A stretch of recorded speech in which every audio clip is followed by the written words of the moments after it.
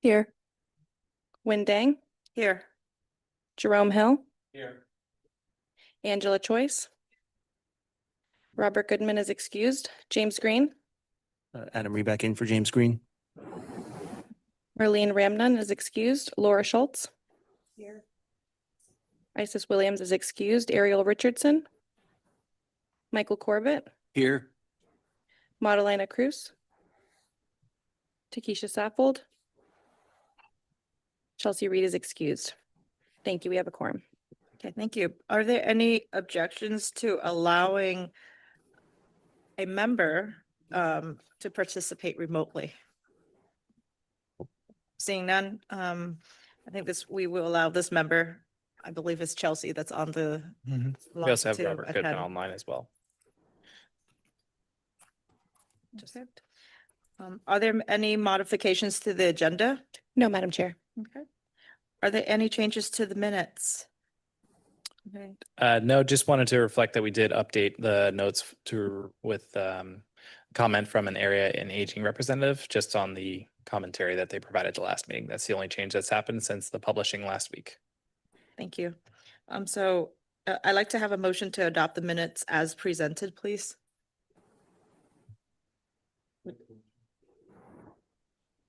Okay. Motion by Jerome. May I have a second? Second, Schultz. Okay, Laura with a second. All those in favor, please say aye. Aye. Motion carries. Instructions on how to provide public comments are included in this agenda. Are there any general public comments at this time, Ruth? No, Madam Chair. At this time, I invite any board members to that have comments or items that's not already on the agenda.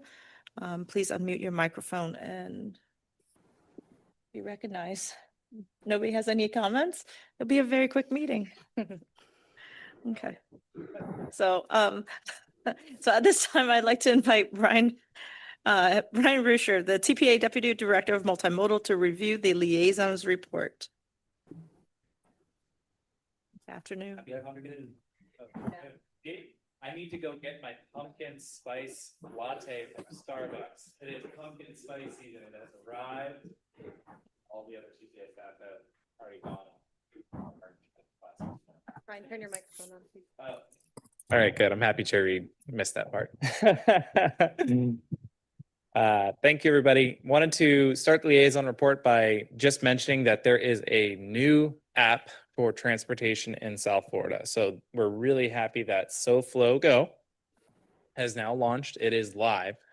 It is a regional transportation app that you may use that connects all of the transit apps across Palm Beach, Broward, and Miami-Dade County. You can use this app to trip plan, to get real-time updates on your vehicle, service alerts, so on and so forth. I will tell you, I have used both the Palm Tran Paradise Pass app, the SFRTA Tri-Rail app. This is really, really a next level app to use. So I'd encourage you, if you're going to go ride Tri-Rail or Palm Tran locally, that you do check it out. It is pretty easy to set up your profile. It's pretty easy to purchase passes and to get on the bus or the train and to use it. So do recommend looking at that. We were a funding partner a long time ago for the Paradise Pass, which was a critical step to getting SoFlo Go launched as part of this effort. And it's been supported across all of the agencies. So this is a really good and unique tool to have. We also have the Palm Beach TPA's annual report available online now. For those of you who haven't seen that, we have a really, really wonderful, well-produced report from all the activities that we accomplished over the past fiscal year. You can actually see if we have any copies of that left over for you to take home and to read at your leisure. It is everything from what we've done in terms of encouraging safe system usage to producing really high quality transportation projects in fiscal year 2025. So please do consider taking a look at that when you have the time. For the state legislative updates, we did have one statute to report on. There are new requirements which really primarily relate to if you are a community transportation coordinator or operating paratransit in the state, and that has to do with how you are informing the state of adverse incidents with paratransit. That has model procedures and incident forms available at the CTD. So take note, Palm Tran, and others who might have paratransit services being operated locally. That's the only real legislative update that we had for this past year. We'll keep you abreast of this session as it comes around next year if anything changes. Next month, we have the Florida Public Transit Association Conference. This is held every year statewide. This conference also coincides with one of the mandatory grant activities that we participate in as the planning agency for the Commission for Transportation Disadvantage as a grant recipient. So I'll be headed there September 2nd through the 4th. Be happy to take some pictures, give takeaways at our November meeting. I'll actually be presenting on a panel on the date of the 3rd on Okeechobee Boulevard, and some of the transit story that for that corridor that's coming along, because it's gone a long way. Just in the past few years, going from 30-minute service for Palm Tran buses to 20-minute and now 15-minute for headways for buses. So every 15 minutes, you should see a bus at every bus stop on Okeechobee Boulevard, at any bus stop. Next CPA governing board meeting is going to be held September 18th at 9:30. You can see the agenda. It's going to be published a week ahead of that. And then, of course, if any of you have any requests, you want to talk about transportation matters, if you want to go over things that are related to the agency, the multimodal team, I'm happy to schedule a 30-minute meeting with you all and go over any items that you'd like to have. And with that, Madam Vice Chair, the liaison report is complete. All right, thank you very much.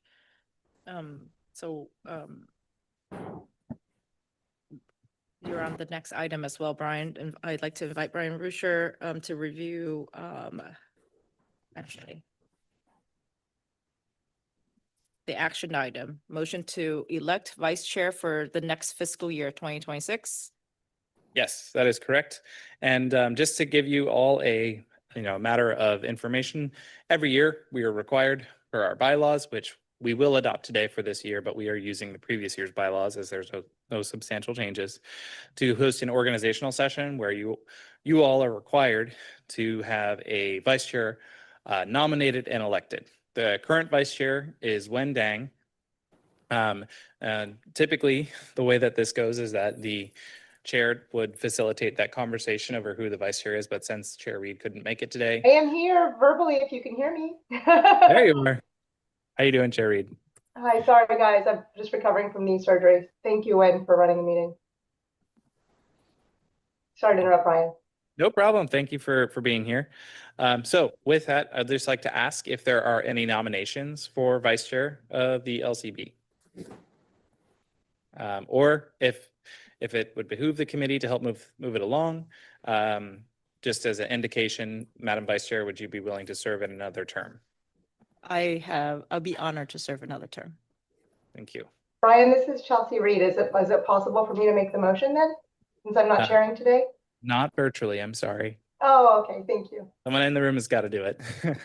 So I'd like to motion that we nominate her to continue since she's willing. Motion by Laura. Thanks, Laura. We have a motion by Laura and a Angela second Choi. by Angela. Thank you. Madam Vice Chair, could you call for all in support of your motion for nomination? So seeing no further discussion on this item, I have a motion by Laura and a second by Angela. All those in favor, please say aye. Aye. All those opposed? Congratulations. For another Madam year, Chair. thank you. Another year. Continue on with your agenda packet. I believe you are still up here, Brian. I am still here. For the next item on the agenda, the motion. Thank you. And I hope that the next two agenda items should go pretty quickly. They are not substantially changed from the previous few years. So if you've been on the LCB before or any other committee, you understand that there are bylaws that you operate from as a committee.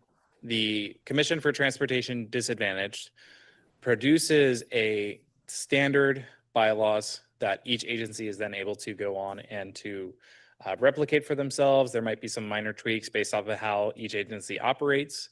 For example, noticing requirements for any, public meetings. Some counties are required to do them in multiple languages. We're only required to do them in English is one example of where some other areas have to tweak their bylaws.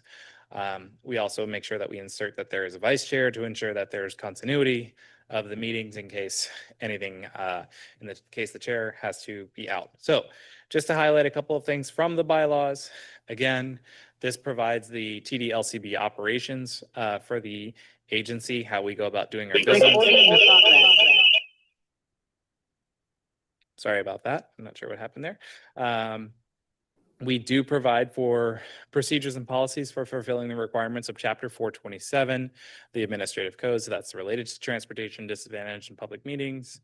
It sets requirements for TD services and LCB operations. So that goes about setting up our annual operating report. It basically lays out how we do all of the items that are located in the grant. And if you noticed in our packet, we like to do a strike through and underline of any changes to our governing documents whenever they come about. So you saw that more than likely in the transportation disadvantage service plan. This document, the bylaws did not have substantial changes, neither did the grievance procedures, which we produced for the next item. So with that, see if I can get to this next slide. Not sure why I can't, but there we are. I'd like to request a motion to approve the fiscal year 26 bylaws. All right, thank you. Does any board members have any comments on this item? That has not significantly changed since last year. Okay. If there is no further discussion, I'd like to seek a motion. Madam Vice Chair, I'll go ahead and make a motion to approve fiscal year 26 LCB bylaws. You, Jerome. May I have a second? I'll second. Okay, thank you, Laura. So all those in favor, please say aye. Aye. All those opposed, nay. The motion carries. Thank you. So Brian, you are up next Again, again for the next item, You're which going to is, have me all day. So which is the grievance procedures. yes, another short presentation here, but this one requires a little bit of action on your behalf. So the grievance procedures are a very specific process related to if there are complaints which the community transportation coordinator cannot resolve internally. So in this instance, the grievance procedures are related to, there's a rider who's had an adverse incident or some other type of instance of something that they were not appreciative in terms of the service that they received from and Palm Tran Connection is our community transportation coordinator. They have gone through the complaint process already with Palm Tran Connection, and now they are taking it to the next level, which will involve the designated official planning agency, which is us at the TPA, the grievance procedure subcommittee, and potentially the state with the Office of the Ombudsman at the Commission for Transportation Disadvantaged. So to give you an idea of what that looks like in a flow chart, all complaints start with Palm Tran Connection. So there's a point of interaction that happens. It is on the rider to report any incidents. And then from there, the community transportation coordinator provides an interview to that rider to ensure that that service was being met. We do have onboard videos and onboard audio, which is very helpful in the instance of adverse incidents. That really helps us in ensuring that we are getting all the evidence that we can, especially if it happens on board. For safety complaints, the CTC is given 24 hours to provide a response. For non-safety related complaints, it's 48 hours. The CTC internally then reviews the evidence, conducts the interviews, and complaints are ruled upon. The CTC also reviews the contractor responses to those complaints. So for those of you who are unfamiliar, Palm Tran Connection owns the vehicles that are operated by Palm Tran Connection. However, the operations themselves are provided by private contractors. So there's multiple parties that are involved in this. Then a notice of resolution is published. The issue is either resolved. In this instance, the matter becomes no longer moving forward. However, in the instance that the matter is unresolved or the rider is unsatisfied with the resolution that is provided to them, they may request a formal complaint to the Palm Beach TPA within 10 days as the official planning agency for the grievant party to take that action. We then internally will have 15 days to meet with all the involved parties. So we would have to go back to the CTC, we would go to the driver, we would go to the aggrieved parties, and we would also provide a report back to the grievance subcommittee. The good thing is we have yet to have a grievance procedure here at this agency. Palm Tree Connection has done a really wonderful job at resolving the complaints sufficiently. If the grievance subcommittee meets and resolved, the matter then ends. However, if it is unresolved, the designated official planning agency has 10 days to set a hearing.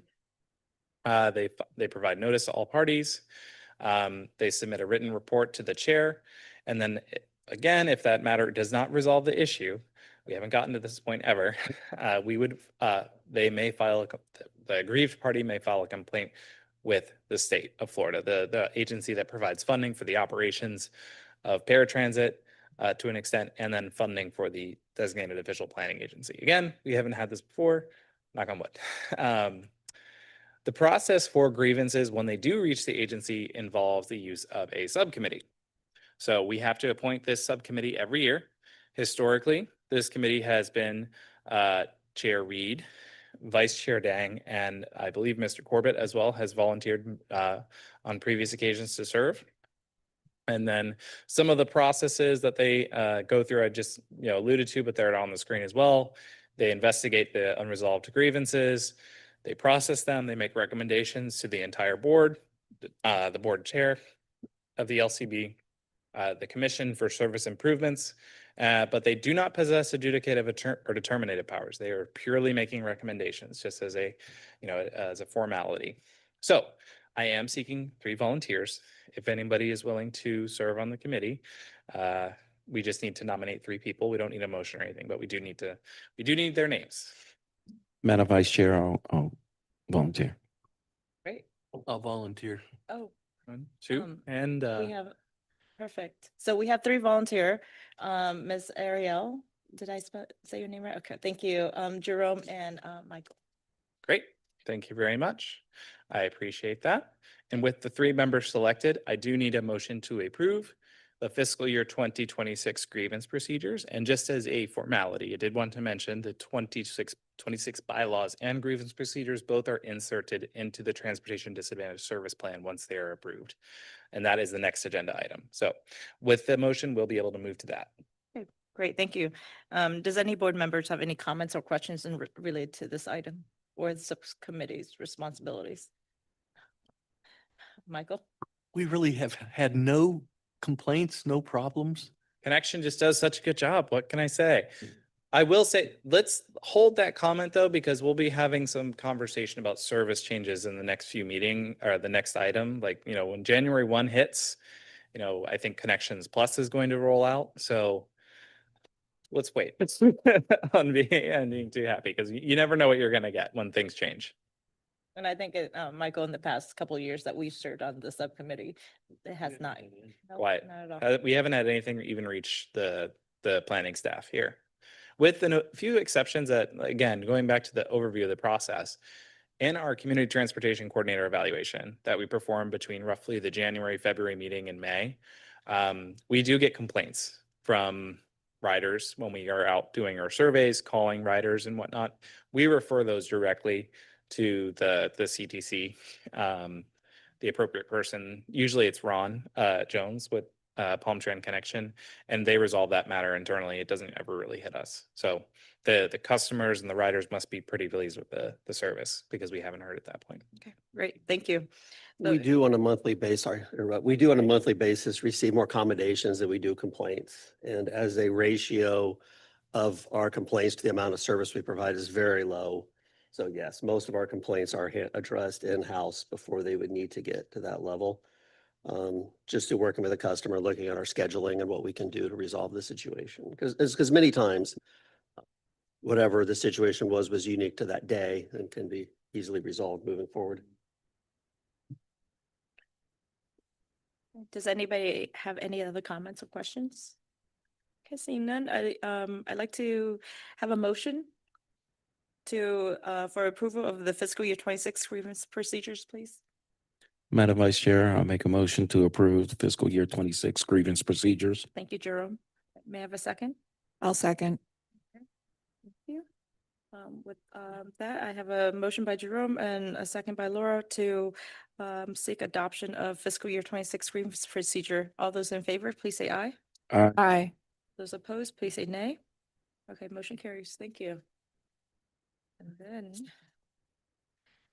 another presentation by ours truly, Mr. Brian Rusher, to present on the fiscal year 26 TD service plan, the annual update. Thank you. This is one of the more major items that we do every year.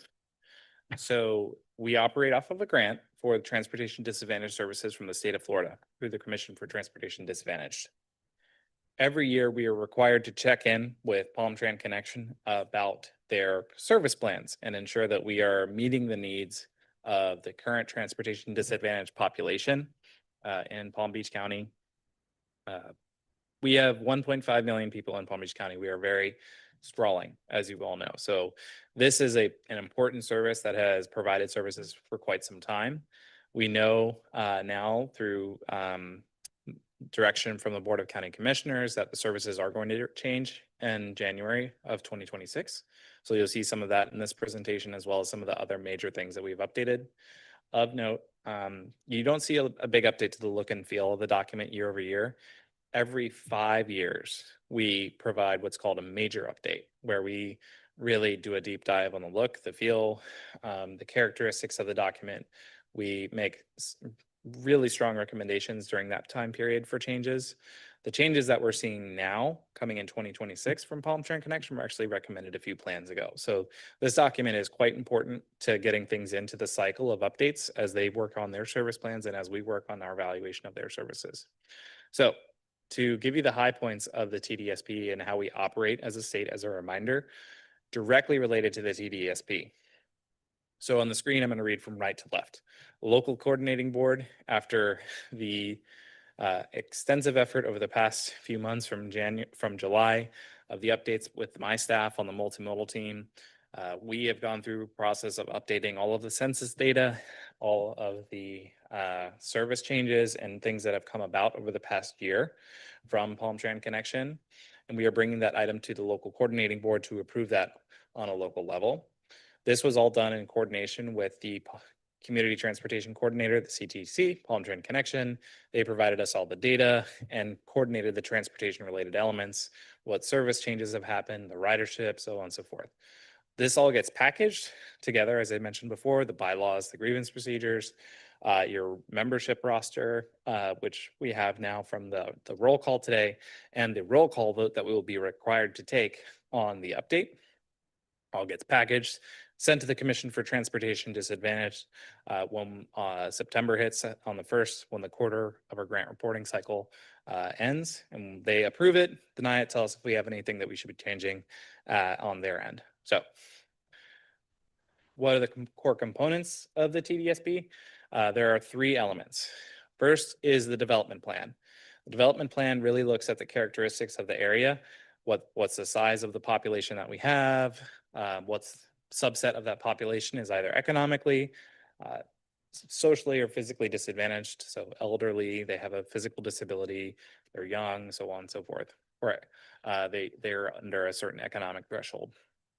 The service plan discusses the overall services that are provided from Palm Tran Connection, when you can get service, at what times a day, what weeks, so on and so forth. And then the quality assurance has to do with the grievance procedures process that we laid out in the previous item.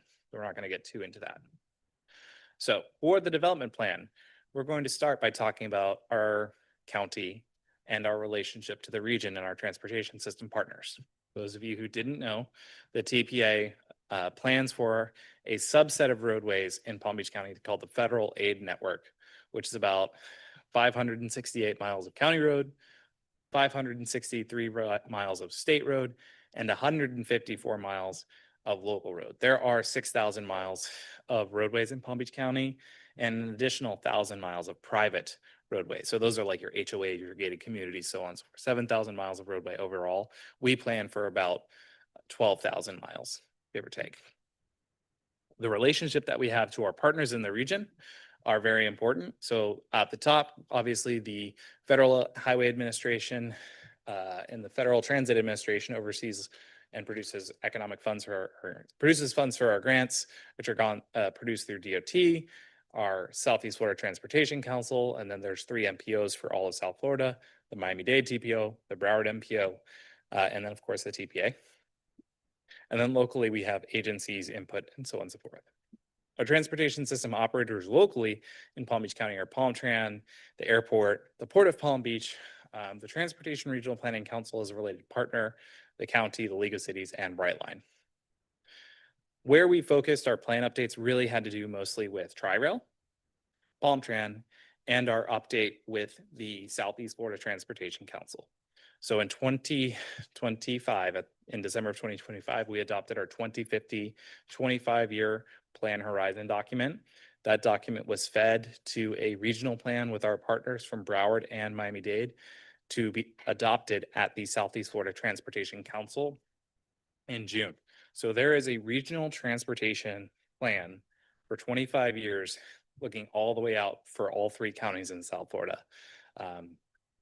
So that's a really intensive process that was reflected and that was updated in the plan. It's really just a brief write-up, but it kind of notices the intent of where we're going as a region. We also looked at the service plans for PalmTran and for Tri-Rail. Some of the top origin destinations for PalmTran connection itself. So for those of you who didn't know, we operate what is called currently an ADA core area extension, which is predominantly Village of Wellington and the Go Glades service. The ADA buffer zone is about a 3/4 mile buffer where fixed routes are currently located. That's kind of where ADA paratransit is located for the most part throughout the rest of the country.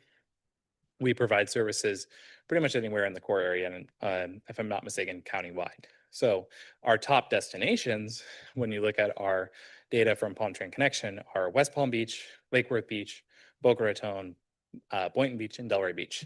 And that's for origin and destination. So the top origin and the top destination location are both located in that list of municipalities.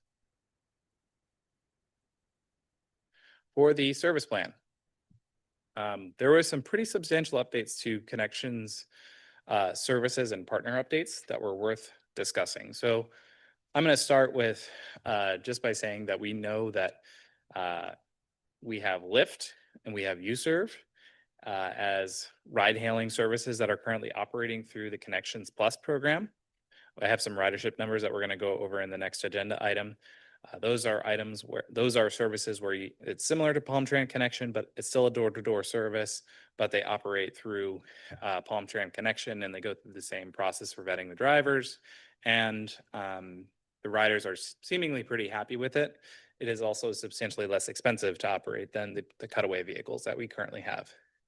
In addition to that, PalmTran operates Go Glades, which is the service that is the door-to-door micromobility connection in the Glades, as well as BusLink. BusLink is more or less a feeder service that gets people to ride the bus to a better bus route. So for example, users on the Route 20, that is a connection between Riviera Beach and the mall. It was a very underutilized route compared to other routes that are parallel north-south. So the trick there is to try to get people to, instead of going to a bus stop and riding a low service route, you'd actually take a vehicle to a bus on a higher performing route.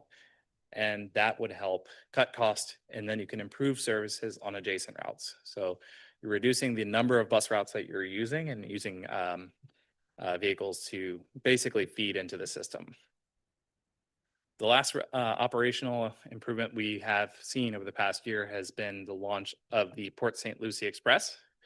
The Port St. Lucie Express is a limited stop peak hour service that's provided by PalmTran Connection in partnership with the Florida Department of Transportation.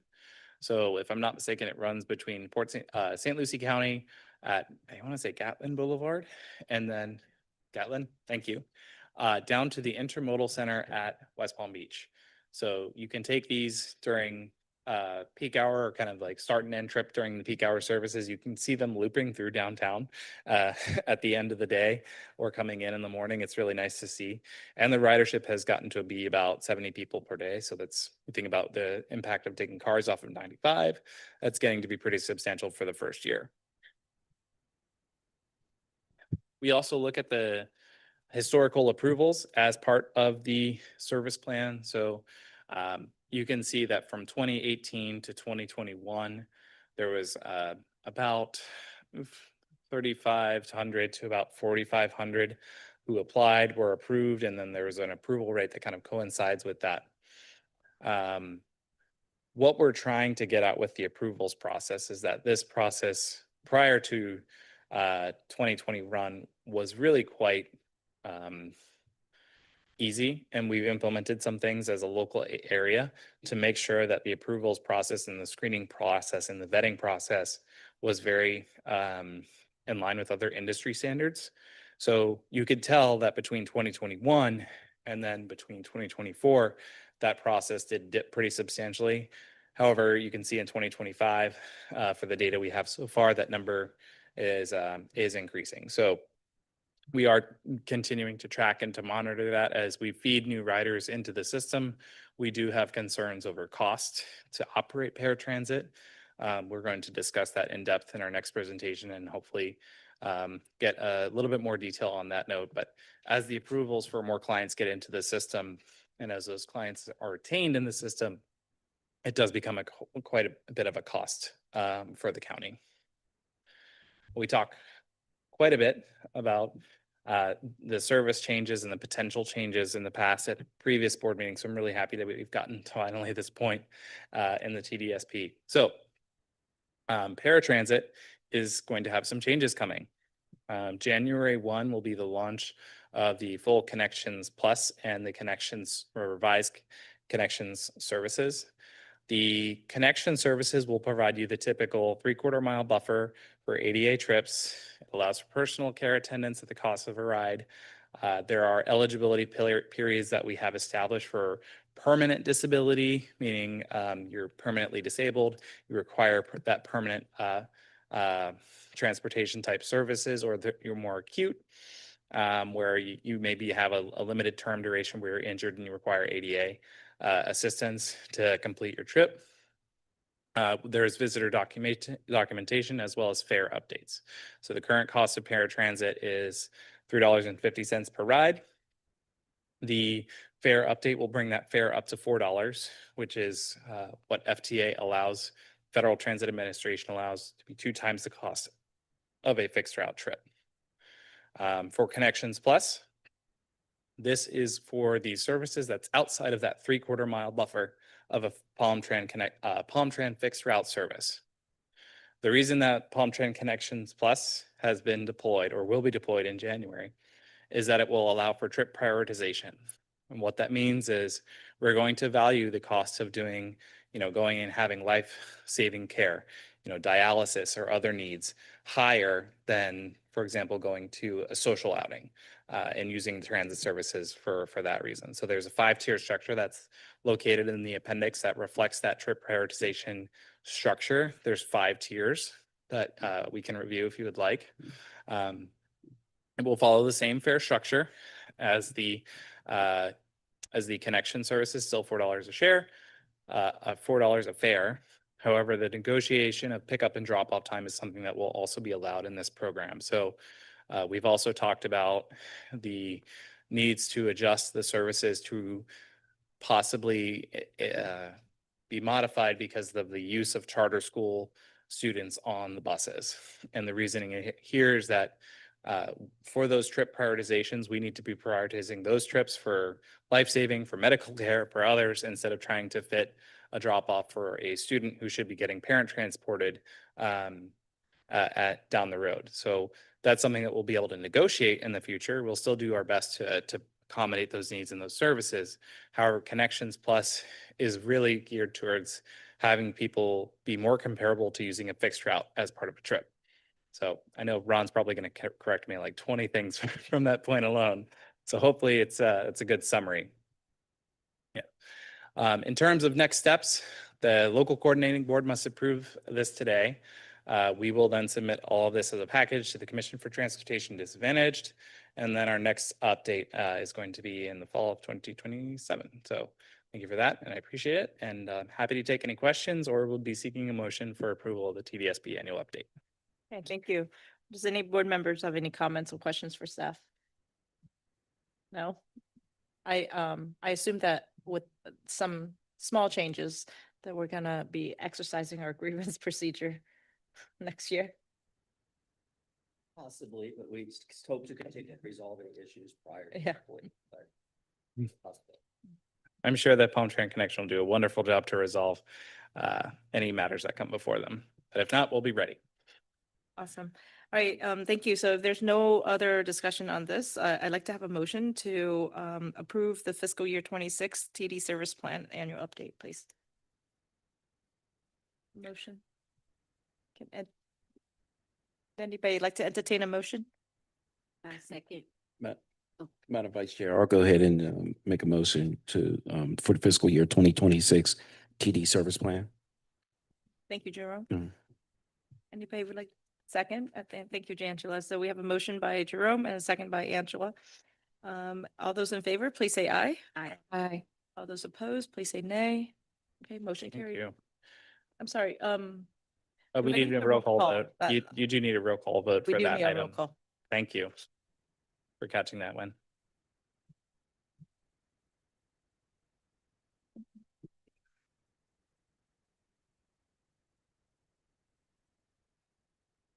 Nicole Smith, Aye. Win Dang, Yes. Jerome Hill, Yes. Angela Choice, Yes. Adam Reback, Yes. Laura Schultz, Yes. Ariel Richardson, Michael Corbett, Yes. and motion passes. Thank you. Thank you. Did we get everybody on that one? I don't think. Miller Ray Senat. Yes. Thank you. Thank you.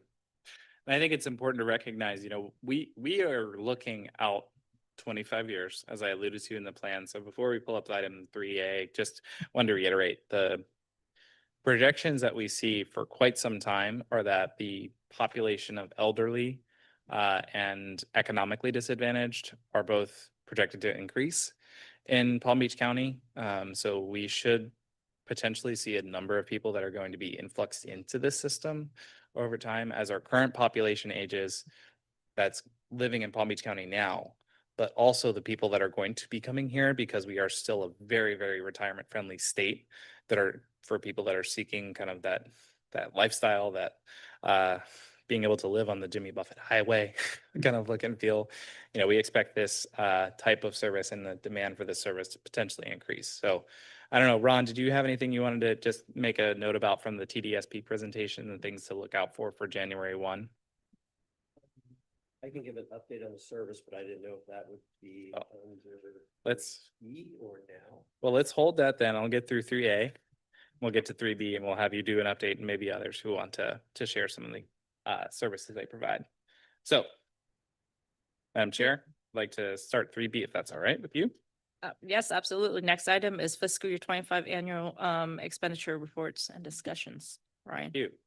So as part of our grant, word of the day is grant, our annual expenditure report for expenses by our community transportation coordinator in fiscal year 25 is not an action item for you all to have. However, we like to bring this to you also. You can get a sense of where we're going as a region, a sense of some of the information items. And I know that, we'll probably continue this conversation into the future as part of our service change discussion and other things that we're just going to be monitoring. So the expenditure report provides you all an overview of a very, very simple report. And when I say it's very simple, this is a one-page thing that I have to fill out every year. But the nice thing about this thing is that it gives us an idea of just looking at the expenditures that we put out as an agency and the number of trips. So if you look at the fiscal year 2024 report on the table, you'll see that the expenditures was 47,700,000, give or take 790,000 trips, and the cost per trip from those two numbers are $60.35. The fiscal year 25 report, 69,266,000 with 953,000 trips. So the cost has substantially increased from year to year for the cost per trip. If you're just purely looking at the AER report, the annual expenditure report. I do want to mention that this isn't direct. It details all the direct federal and local government funds spent on the trips. It doesn't include state funds, but it does include the local match money for the number of trips that are provided by the local government. So we asked, if there's anything that we can glean from these numbers, and I know that there will be a follow-up presentation on this at a later time, but we asked for the types of rides in particular. So the chart on the screen reads from June 2025 at the top row to July 2024 at the bottom row. So this is roughly 1 year worth of data for Palm Train Connection, for UServe, and for Lyft Choice, which is the Palm Train Connection Plus program. So starting at the bottom in July 2024, there's 56,000 Palm Train Connection trips, 6,200 UServe trips, and 4,900 Lyft trips. If you look at the top, June 2025, Palm Train Connection trips remain fairly stable at 54,000. Actually went down by 2,000 trips. So year-over-year decrease of 2,000 trips. It's a different story for UServe and it's a different story for Lyft.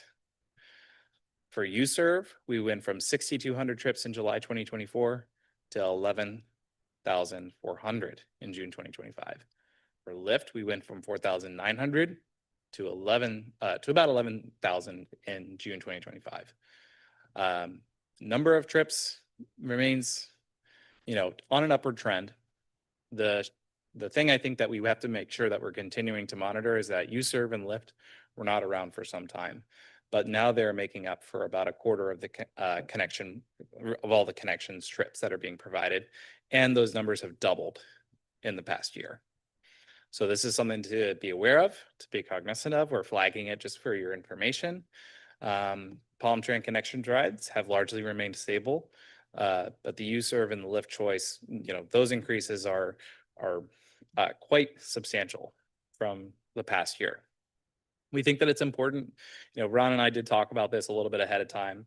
He'll be happy to make a presentation about, satisfaction with those service. I think that it's great that people really like the service. They're using it on a recurring basis, and it is a really good cost saving mechanism. I believe that when we looked at the past year, the average, the range of the rides were about $20 to $30. When if you compare it to previous Palm Train Connection type trips, that they range anywhere from $56 to over $70 for the past few years. So we're doing pretty well with the shift to this service, but we want to make sure that it's not a runaway type of cost that is going to get out ahead of the county, and something that we'll continue to track and monitor, because that cost of 47 million to 69 million year over year, that's pretty high in terms of the amount of expenditures of an increase for budget in the county. So I just wanted to flag this one for you all. And I don't know if you want to provide any commentary now, or I know that we talked about you doing a presentation, maybe, Ron, at the next LCB meeting, but I know that we'll be watching closely in January. Correct. We are doing a cost benefit analysis of our non-dedicated service, our choice programs. Mhm.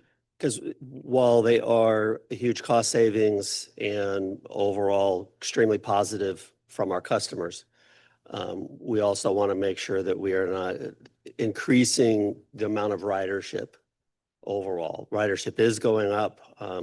Our increased ridership has moved on to those programs, which is great. It's removed the excess ridership from our the services we provide. Just, yes, we don't want it. Then, if half the price, we're going to get 3 times as many trips, that wouldn't be beneficial.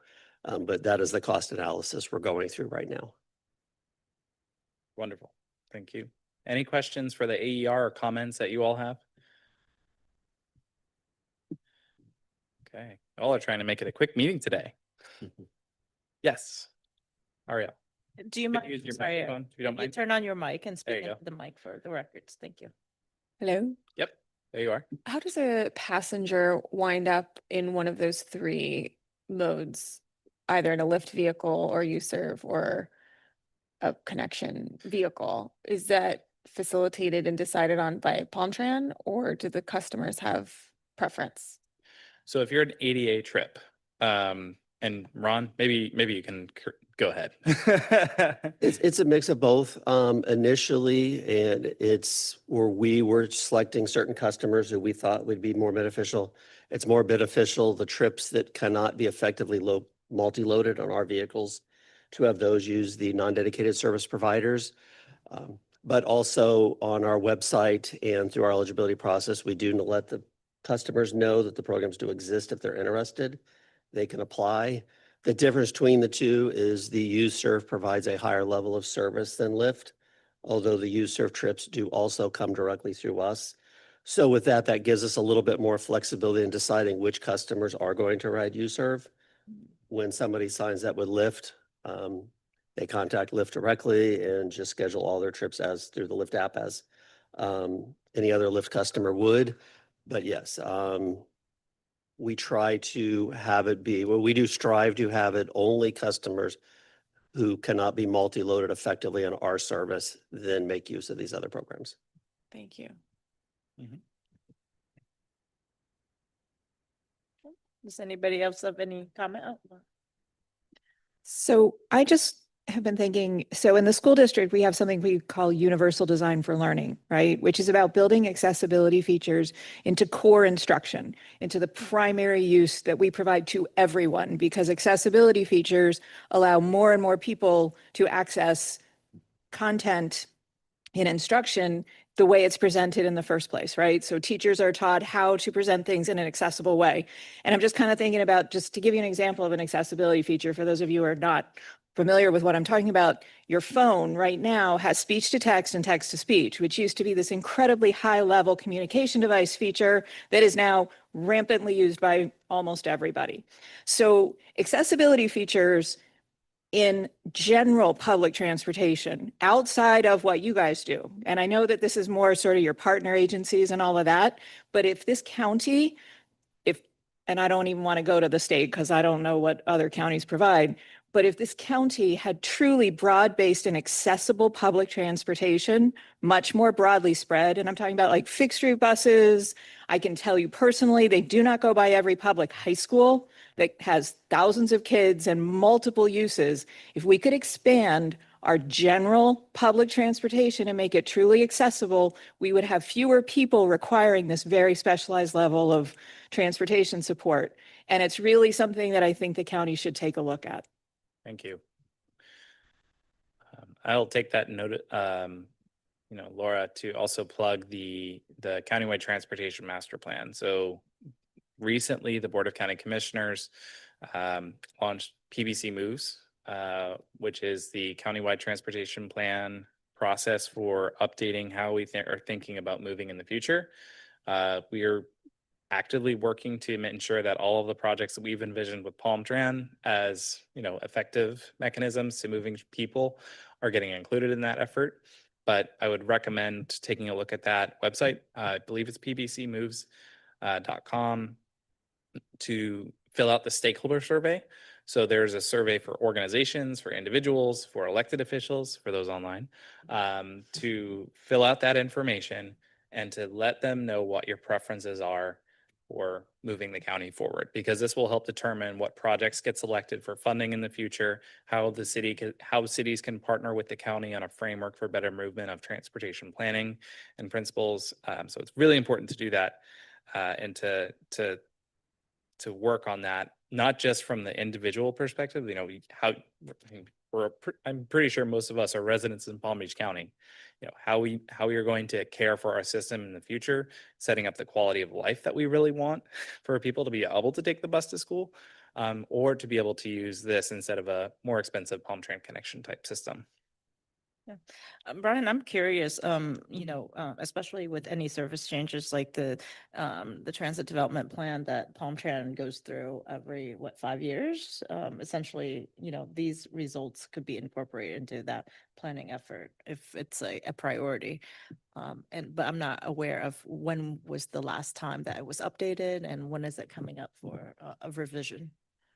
We update the TDP with Palm Tran every year. And we went through a very exhaustive update in the 2050 Long Range Transportation Plan with Palm Tran and the SFRTA Tri-Rail.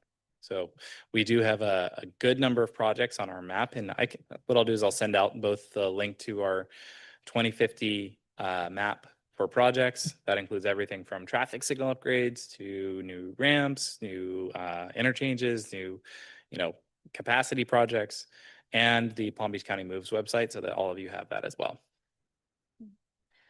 Michael? So this is the meeting you and I were at out west off of Jog Road, right? Yes. Maybe it would be helpful to go through that a little bit. They hired this consulting team. What was it? CSW? WSP. WSP. It's a year-long process, right? And they're in the Mhm. information gathering stage right now. They are. They're going through like 4 or 5 phases, very comprehensive plan, which I think is really good for the county. And all Absolutely. the county commissioners were completely behind this, so Yep. That's I was impressed with that. well, I'll send to the Palm Beach County Moves website, and Yeah. that has the presentation that opened about a month ago Yeah. in July with the team. The county administrator was there, and when he was an interim county administrator, or excuse me, waiting to be appointed to be. So we're very invested in the success of this plan and in making sure that we get the best plan possible. And we're still very early in the process, so please do take the survey that they have available for the technical stakeholder groups that are locally here and available. So if anybody's interested, the website is pbcmoves.com. Pull up on your phone and that'll be a great way to give feedback. I'll send it out as well as a link to you all afterwards. Okay. Well, Does that anybody else have any further questions or comments on this? spurred a good comment, Laura. Thank you. Don't go anywhere yet. I believe, what's the next item here? Partner agency updates? Oh, is that you, Red? Okay. Oh, okay, great. Then you're dismissed. Real quick, since the start of the school year, Palm Tran Connection has seen an increase of over 700 daily customer trips. And again, that's over a 3-week period that we have grown by over 20%. Most of these, almost entirely, these additional trips are comprised of school trips.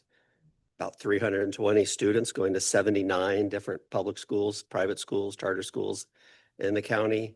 Our ridership is now exceeding our pre-COVID levels by at least 300 trips a day. Our productivity has increased by about 10%, but our on-time performance has fallen to around 80%. Keeping in mind that of the late trips, 2/3 are less than 15 minutes late. So while we do have late trips, they are not very late. And about 1 trip in every 2,000 would be considered a missed trip, and that it's so late that service was not provided. And as far as excessive travel time by our ADA standards, that only amounts to about 1 per day. So while our on time has fallen, we're still trying to keep service as efficient and as quality of service as we can. And that's with the increased traffic, the inclement weather that we experience, on a daily basis. And with this growth, we already talked about the choice programs, and as mentioned, that's as of now about 25% of our ridership is going to these programs. And as these programs were pilots and we're in a test phase, we did not report their ridership in our daily numbers, which we are looking to revise our reporting to include those. So if we were to include those non-dedicated trips in our overall ridership, our on-time performance would go up by at least 5%. So, again, we are able to manage these additional trips, but we are seeing that on a week-to-week basis, it continues to grow. I have a question for you in terms of the inclement weather. Does that that's happened quite frequently, it seems like, a past month. Yeah. Are you able to dispatch during series of inclement weather, severe storm warnings, et cetera, or no? We still continue to provide service, but at a much slower pace than we do otherwise. Loading is a lot longer. A lot of times vehicles have to wait until a break in the weather to unload, load. Traffic, at least it gets backed up even worse than it is already Right. when the weather's inclement. So luckily the time periods are not long, but once we get into a spell like that, that it does continue out for, well beyond when the weather's ended for us to get caught up. Right. Good to And, know. when we look at growth, afternoon showers, that's our peak time of day. And, between a 2-hour period in the morning and a 2-hour period in the afternoon, over 2/3 our trips are provided at that point anyway. So those are by far our heaviest times a day. I had a question about cost.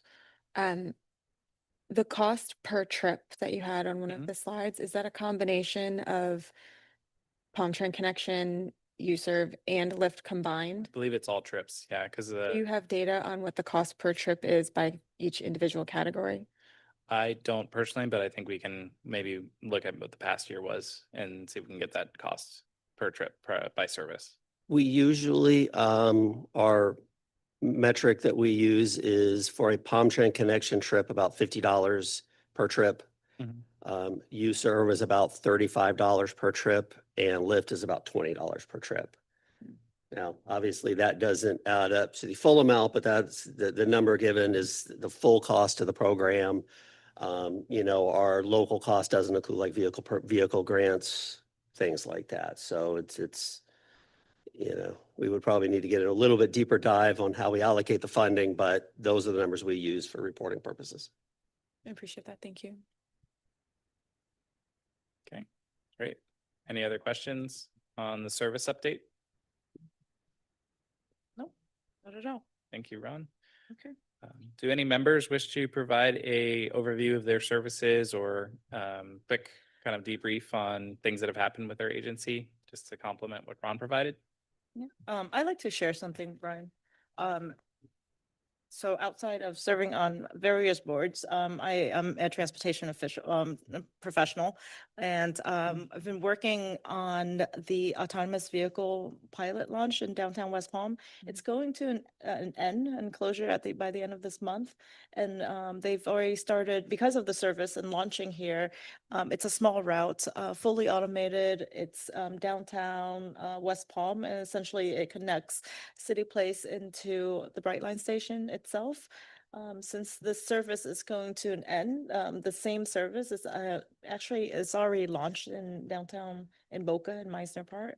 So if anybody is around, whether if it's the end of this month or if you'd like to continue, I believe Boca is launching their service for a year long. So you get to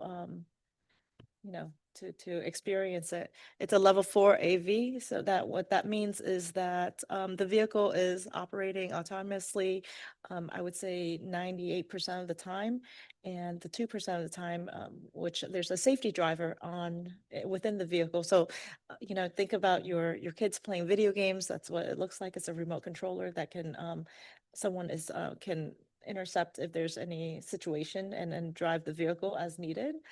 In addition to that, there is a first service center in the brick at Boca that someone else is monitoring it at the same time.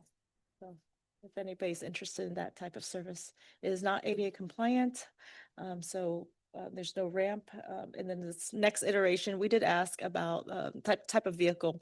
And again, what's the AV, the pilot is what's really testing is a couple things. One is technology. Is our streets, are we ready for it? There's a lot of discussion about technology in general, but if we're ready for it, what does that mean in reference to, the LiDAR system? And I believe that the downtown West Palm, it's probably the most diverse as far as the amount of pedestrians that's used this in downtown West Palm. So it can function at a very low speed, obviously. The other thing that, that I was purely interested in is, during COVID, we had a workforce issues with a lot of drivers not being available. Can this technology be implemented on a vehicle, like a larger vehicle, like a bus? In Jacksonville, the same service, they are doing a pilot with the same operator and the same technology. They're looking at one operator in the command center per 4 vehicle to 6 vehicle. So it does have a future. So something to think about. Okay. I don't have any other updates. Okay. All right, I think that's it. Madam Chair. Yep, Okay. it's all yours. Awesome. So our next board meeting is November 19th at the same time, 2 p.m. And at this time, I'd like to adjourn our meeting. It is 3:01. Thank you. Just for the benefit of the group, the timeline is posted with the meeting dates for 2026. They're preliminary until the governing board adopts them, hopefully at the next governing board meeting. So just keep an eye out for the 2026 meeting dates. Thank you.